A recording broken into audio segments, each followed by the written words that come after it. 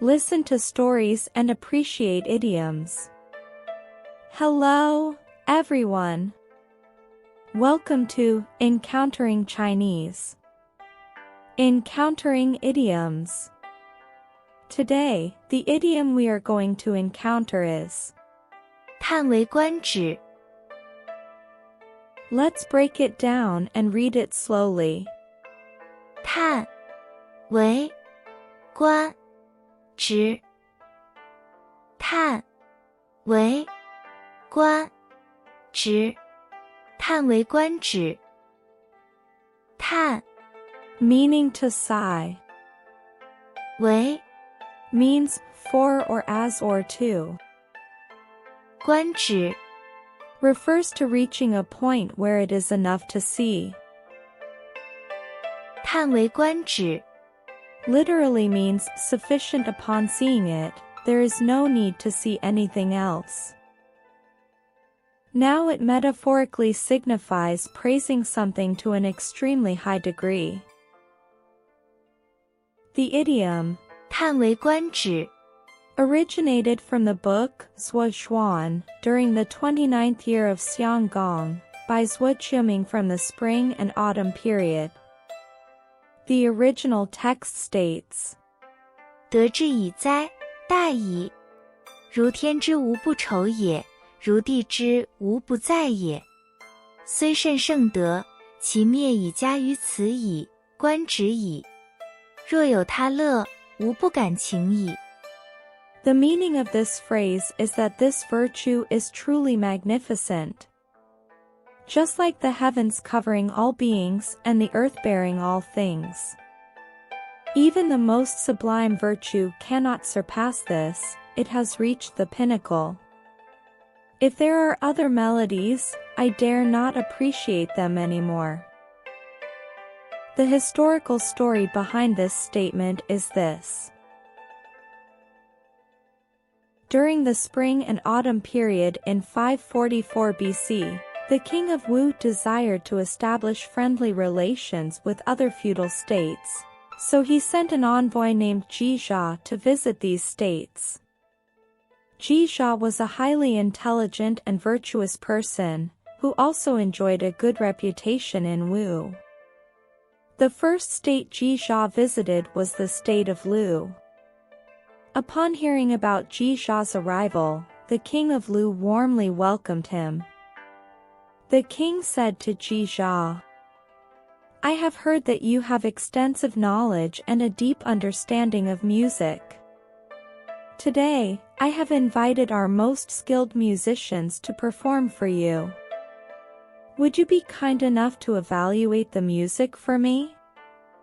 Jizha, who had a great passion for music, happily agreed to the king's request. After the musicians arrived at the palace, they first performed two melodies, Zhounan and Zhaonan. After listening to them, Jizha sighed and said, These two pieces are truly beautiful. I can feel that the composers devoted their lives to creating them, without a trace of complaint. It also reminds me of the early days of our prosperous Zhou dynasty. Next, the king of Lu had the musicians perform another melody. After listening to it, Jizha exclaimed excitedly, This piece is amazing. It must be the renowned Wei Feng composition. I believe the melody is vibrant and the rhythm is distinct. It immediately evokes thoughts of the feudal states and the state of Wei. I know that although Wei has experienced hardships, its people have persevered with unwavering determination. Moreover, outstanding individuals like Wei Kongshu and Wei Wugong can be found there. Wei is truly an exceptional feudal state. Subsequently, the king of Lu had the musicians perform the melody of Jingfeng. After listening to it, Jizha couldn't help but shed tears. He said to the king, Your Majesty, I fear that the composer's country portrayed in this piece is on the verge of destruction. Listen to the melody, it seems to carry resentment in every note. I believe this piece reflects a tyrannical king in the composer's country, and the people there live in great hardship. Upon hearing Jisha's words, the king of Lu nodded repeatedly. He then had the musicians perform two more melodies, Daya and Xiaoya. As Jisha listened to these two pieces, the frown on his face gradually disappeared, and a smile appeared. After hearing them, Jisha joyfully said to the king, "Your Majesty, these two compositions have a gentle and harmonious melody that brings great pleasure to the listener. It reminds me of the virtues of our founding king, Ji Chang, during the establishment of our prosperous Zhou dynasty." Finally, the king of Lu said to Jisha, "After appreciating so many melodies, why don't we enjoy a dance together?" So, the king of Lu arranged for a dancer to perform a dance called Zhao Xiao for Jisha. After just a glance, Jisha sighed and said to the king, "Your Majesty, this dance reminds me of the saying that the heavens cover all living beings, and the earth carries all things. Such inclusiveness surely praises the virtue of the ancient Emperor Shun. Let my appreciation of performances and melodies end here today. I believe there is no virtue greater than that of Emperor Shun in this world. Even if you have other music or dances, I will not evaluate them anymore." The king of Lu, impressed by Jisha's knowledge and character, had his words recorded in the historical records so that they could be passed down through generations. Later, Jisha left the state of Lu and arrived in the state of Wei, where he stayed at the residence of Sun Wenzi, a minister of Wei.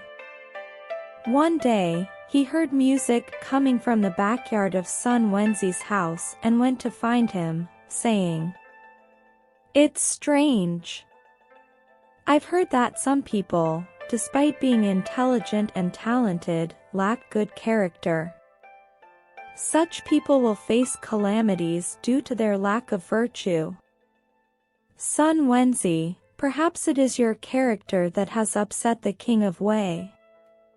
While the king is still angry with you, you dare to indulge in music at this time. It's a risky move. Furthermore, I know that the old king of Wei has just passed away. Shouldn't you be grieving instead of listening to music here? Won't this bring disaster upon you?" Upon hearing Jisha's words, Sun Wenzi felt deeply ashamed. He made a vow to never listen to music again and committed himself to improving his character.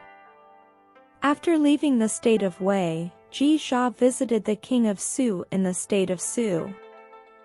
The king admired Jisha's sword but didn't dare to express his desire to possess it. Jisha understood the king's thoughts, but at that time, he had to visit many other countries, so he didn't give the precious sword to the king of Su. However, when he returned to the state of Su again, he learned that the king had already passed away. Jisha felt extremely saddened by the news. He took off the sword and hung it on a tree near the king's tomb, then quietly left. Jisha's followers, curious about his actions, asked, "Sir, why did you place the sword here when King Su has already passed away?" Jisha replied firmly, "In fact, I had intended to give this sword to King Su, but due to haste, I missed the opportunity. Although King Su has now passed away, since I made a promise in my heart, I must fulfill it." Jisha's actions earned praise from the kings and people of various feudal states. He became a renowned figure throughout the Zhou dynasty, and his deeds were recorded in the historical records of the Zhou dynasty. In this story, after witnessing the dance, Ji Zha refrained from appreciating or evaluating other dances or melodies because he believed that the dance expressed the virtue of Emperor Shun, and Emperor Shun's virtue was already the best. And that's the origin of the idiom 叹为观止, which means to be amazed and satisfied, feeling that there is no need to see or experience anything further. There is another story from ancient times during the Tang dynasty. There was a poet named Li Bai, whose poems were bold, free-spirited, and highly imaginative. This made him one of the most famous poets of his time. One day, Li Bai was on a boat, preparing to cross the Yangtze River. As the boat reached the middle of the river, Li Bai looked out and beheld a breathtaking sight. The sky was a clear blue, and the water shimmered with ripples of light. Li Bai became immersed in the beauty of the scenery and took out pen and paper to write a poem capturing the enchanting view before him. Li Bai's poem quickly spread throughout the imperial court and among the people. Everyone marveled at his talent. When the emperor read the poem, he also greatly admired it and ordered Li Bai to come to the court to honor his outstanding talent. Once Li Bai entered the palace, the emperor praised his poem highly. The emperor said, "Li Bai, your poetry evokes the beauty of life and allows those who haven't seen such scenery to experience it vividly. But I wonder, does the scene you describe truly exist on the surface of the river?" Li Bai smiled and replied, "Your Majesty, indeed I wrote that poem while on the pleasure boat. However, the images I depicted in the verses are not entirely real. The beauty of the Yangtze River inspired my imagination and led me to envision many marvelous things. I incorporated these elements into my poem, making it more lively and beautiful. This is my way of praising the things I observe." The emperor pondered for a moment, then smiled and said, "Li Bai, after reading your poem, I no longer have the desire to read the works of other poets because their poems cannot compare to yours. Your poetry reveals the power and limitless possibilities of beauty, allowing me to rediscover and appreciate the world around me." From that moment on, Li Bai's poetic works spread even further, and many of his poems became timeless classics. People often believed that after reading his poems, there was no need to read those of other poets. Li Bai was regarded as one of the greatest poets in the history of Chinese literature. With his talent and admiration for beauty, Li Bai conveyed the power of beauty to the world, becoming a unique cultural legend in history. In this story, both the emperor and the people believed that after reading Li Bai's poetry, they had reached the pinnacle of excellence, and they felt no need to read the works of other poets. And that is the origin of the idiom 叹为观止, which means to be amazed and satisfied, feeling that there is no need to see or experience anything further. 2 stories have been told. Next, let's review the idiom we encountered today. 叹为观止, 叹为观止.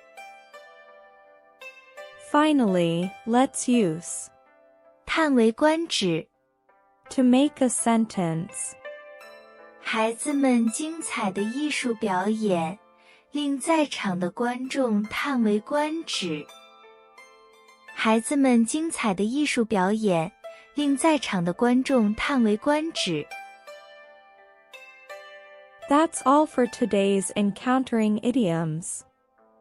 If you enjoy it, please like and subscribe.